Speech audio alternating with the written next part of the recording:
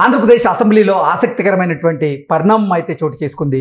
YCP అధినేత జగన్మోహన్ రెడ్డి భుజం పైన ఉండి ఎమ్మెల్యే రఘురామ కృష్ణరాజు గారు చెయ్యి వేసి, జగన్మోహన్ రెడ్డి మీరిక రెగ్యులర్గా అసెంబ్లీకి హాజరవ్వండి, ప్రతిపక్షం అనేది లేకపోతే ఇబ్బందిగా ఉంటుంది, కాబట్టి మీరిక అసెంబ్లీకి రెగ్యులర్గా రండి అంటూ జగన్మోహన్ రెడ్డికి రఘురామ కృష్ణరాజు గారు చెప్పగా, జగన్ కూడా మేము వచ్చేందుకు సిద్ధంగా ఉన్నామంటూ రఘురామ కృష్ణరాజు గారికి రిప్లై ఇచ్చినట్లుగా వారిద్దరి మధ్య ఈ సంభాషణ సాగినట్లుగా మనకైతే సమాచారం అందుతున్నటువంటి నేపథ్యంలో ఈ అంశం మీద మనం విశ్లేషణ చేసుకునేటువంటి ప్రయత్నం చేద్దాం. ప్రస్తుతం మనతో పాటు ఉన్నారు ప్రముఖ రాజకీయ విశ్లేషకులు, ప్రముఖ సీనియర్ జర్నలిస్ట్ దుర్గాపట్లమణి గారు. వారితో మాట్లాడదాం. దుర్గారు, హాయ్ అండి. హాయ్ మా. ఈరోజు అసెంబ్లీ సమావేశాల్లో ఆంధ్రప్రదేశ్లో ఆసక్తికరమైనటువంటి పరిణామం అయితే చోటు చేసుకుంది. జగన్మోహన్ రెడ్డి భుజం మీద ఉండి ఎమ్మెల్యే అయినటువంటి రఘురామ కృష్ణరాజు గారు చెయ్యి వేసి జగన్తో కాసేపు ముచ్చటించాడు. ఆయన మాట్లాడుతూనే, జగన్మోహన్ రెడ్డి మీరు ఇక రెగ్యులర్గా అసెంబ్లీకి రండి, ప్రతిపక్షం లేకపోతే అంత బాగుండదు, మీరు రెగ్యులర్గా అసెంబ్లీకి వస్తేనే బాగుంటుంది అంటూ రఘురామ కృష్ణరాజు గారు జగన్మోహన్ రెడ్డికి సూచించినట్లుగా, జగన్మోహన్ రెడ్డికి కూడా దానికి సానుకూలంగా స్పందించి మేము రెగ్యులర్గా అసెంబ్లీకి వస్తాం, మీరు చూడండి అంటూ వాళ్ళిద్దరి మధ్య మాటామంతి నడిచినట్లుగా కూడా మనకైతే సమాచారం అందుతుంది. దీని గురించి మీ విశ్లేషణ ఏంటంటే ఏం చెప్తారు? అంటే అసలు ఎప్పుడు అసెంబ్లీ చరిత్రలో ఇలా జరిగి ఉండదేమో. ఇప్పుడు అధికార పక్షంలో ఉండి, ఒకప్పుడు అధికార పక్షంలో ఉండి ప్రతిపక్షంగా వ్యవహరించి, ఈరోజు అధికారంలో ఉండే పార్టీ నుంచి ఒక ఎమ్మెల్యేగా గెలిచిన ఒక వ్యక్తి ఈ రకంగా మాజీ ముఖ్యమంత్రి ప్రస్తుత ఎమ్మెల్యేతో మాట్లాడిన తీరు అంటే చరిత్రలో బహుశా ఇప్పుడు జరిగి ఉండకపోవచ్చు. ఇది చాలా, అంటే వైఎస్ఆర్సీపీ అధికారంలో ఉన్నప్పుడు వైఎస్ఆర్సీపీ నుంచి ఎంపీగా గెలిచి వైసీపీ చేస్తున్నటువంటి దాష్టికాలను ఏవైతే ఉన్నాయో వాటిని ప్రశ్నిస్తూ ఆయన ప్రజల్లో ఒక పాపులారిటీ తెచ్చుకున్నారు. ఈ నేపథ్యంలో ఇప్పుడు ఆయన అధికార పక్షంలో ఉన్నారు, జగన్మోహన్ రెడ్డి ప్రతిపక్షంలో ఉన్నారు. జగన్మోహన్ రెడ్డి దగ్గరికి వెళ్ళి ఆయనే పలకరించి చెవిలో గుసగుసలాడి మీరు అసెంబ్లీకి వస్తేనే బాగుంటుంది అని చెప్పి జగన్మోహన్ రెడ్డికి చెప్పడం, జగన్మోహన్ రెడ్డి దానికి సానుకూలంగా స్పందించడం. ఏంటి మేడం అసలు అసెంబ్లీలో ఏం జరుగుతుంది? ఈసారి అన్నీ కూడా చాలా బాగున్నాయండి. అసెంబ్లీ అంటే స్టార్టింగే చాలా బాగుందన్నమాట. చాలా, అంటే ఇంకా చాలా ఆసక్తికర పరిణామాలు చోటు చేసుకుంటాయేమో. మీరు చెప్పినట్టుగా ఒక ఎంపీగా గెలిచి ఒక పార్టీలో ఉండి, అప్పటి అధికార పక్షంలో ఉండి అధికార పక్షాన్ని రోజు ఎండగట్టిన ఘనుడు రఘురామకృష్ణరాజు. సో ఇవాళ ఈయన మళ్ళీ అధికార పక్షంలో ఉండి ఈ రోజు ప్రతిపక్ష హోదా లేని ఒక ఎమ్మెల్యేగా ఉండి మాజీ ముఖ్యమంత్రి అయిన జగన్మోహన్ రెడ్డిని పలకరించటం, అది కూడా చెయ్యి పట్టుకుని మీరు అసెంబ్లీకి రఘురామ కృష్ణరాజు గారు అసలు హృదయపూర్వకంగా జగన్మోహన్ రెడ్డి దగ్గరికి వెళ్ళి ఆయన పలకరించి మాట్లాడారా, లేదంటే వెటకారంగా జగన్మోహన్ రెడ్డి దగ్గరికి వెళ్ళి మాట్లాడి ఉండొచ్చా అంటే ఏం చెప్తారు? మీ విశ్లేషణ అంటే మీరు ప్రత్యర్థిని ఎలా తీసుకుంటారు? మామూలుగా ఇప్పుడు ఆయన ప్రత్యర్థే, అధికారంలో లేని, అధికారం కోల్పోయినా లేకపోతే ప్రతిపక్ష హోదా లేని ఒక జగన్మోహన్ రెడ్డిని వెటకారంగా అని ఉండొచ్చు, వెటకారంగా అని ఉండకపోవచ్చు. సర్లే పాపం అని జాలిపడి మీరు రండి రోజు అసెంబ్లీకి, మీరు వస్తే కానీ బాగోదు, ఒక ప్రతిపక్షం ఉండాలి కదా, ప్రశ్నించేవాడు ఉండాలి కదా అని ఆయన పిలిచి ఉండొచ్చు. మీరు అలా తీసుకోండి. ఎందుకు అన్నింట్లో మీరు వెంట్రుకలేరుతారు?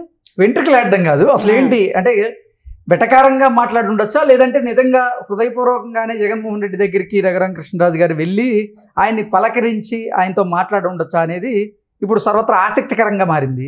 ఈ నేపథ్యంలోనే అసలు మీ విశ్లేషణ ఏంటో కనుక్కుందామని మేము అడిగాం. ఏమండి, ఇప్పుడు గోదావరి జిల్లాల వాళ్ళకి వెటకారం ఎక్కువ, అంత మాత్రాన అందరినీ ప్రతిరోజు వెటకారం చేస్తారేంటండి? పాపం ప్రేమగానే అని ఉండొచ్చు. ఆయన చేతులు పట్టుకుని మరీ చెప్పాడు ఆయన వస్తూ ఉండండి అసెంబ్లీకి అని. అంటే అనునిత్యం రఘురామ కృష్ణరాజు గారు జగన్మోహన్ రెడ్డిని దుయ్యబడుతూ ఉంటారు.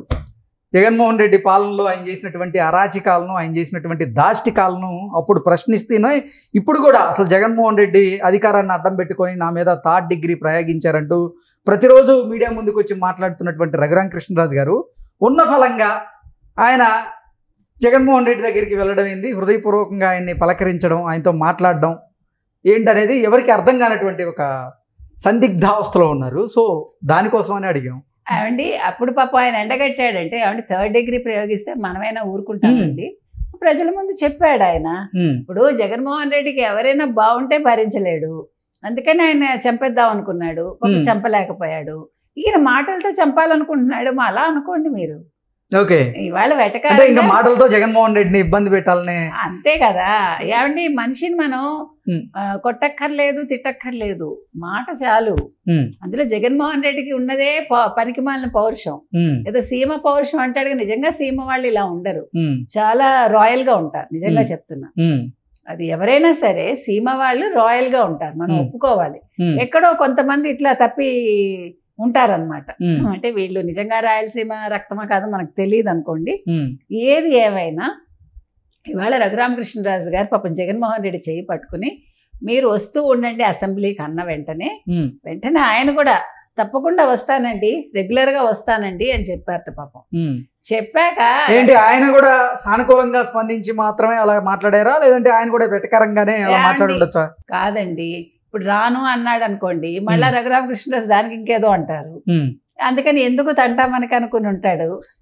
సాధారణంగా జగన్మోహన్ రెడ్డి భుజం మీద చేయి వేసే ప్రయత్నం అయితే ఎవరు చేయరు, ఆయన చుట్టుపక్కల ఉన్న వాళ్ళైతే. అంటే వైసీపీలో ఉన్నటువంటి నాయకులు కానీ నేతలు కానీ ఎవరు జగన్మోహన్ రెడ్డి దగ్గరికి వెళ్ళి ఆయన భుజాన చేయి వేసే ప్రయత్నం అయితే చేయలేదు. కానీ రఘురామకృష్ణరాజు గారు జగన్మోహన్ రెడ్డి గారి దగ్గరికి వెళ్ళి ఆయన భుజం మీద చేసి మాట్లాడారు. దీన్ని ఎలా చూడాలి? ప్రేమగా మాట్లాడారండి, దాన్ని మంచిగా తీసుకోండి. అసలు అదే తప్పిదం జరిగిందేమోనండి.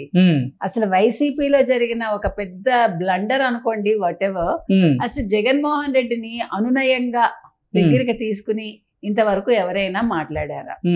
ఈవెన్ కన్న తల్లి మాట్లాడారా? అంటే అతను పెద్ద అయ్యాక మనం మాట్లాడారు. చిన్నప్పుడు తల్లి తండ్రి దగ్గరికి తీసుకుని మాట్లాడతారు, అది వేరు. కానీ మీకు గుర్తుంటే రాజశేఖర్ రెడ్డి ఆయన దూరంగా పెట్టారు, బెంగళూరులో పెట్టాడు.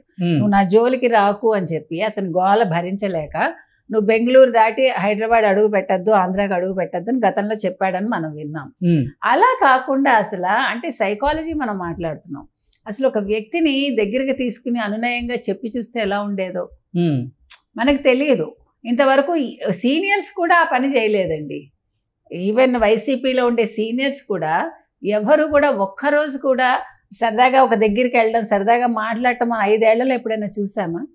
సో అతన్ని మార్చాల్సిన ప్రయత్నం కూడా వాళ్ళు చేయలేదు. మార్చాల్సిన విధానం ఉంటుంది కదా. ఒక వ్యక్తి అలా ఉన్నారు అంటే, ఒక సైకలాజికల్గా బాధపడుతుంటే కొద్దో గొప్ప వీళ్ళ ప్రయత్నాలు వీళ్ళు చేయాలి, చేయలేదు.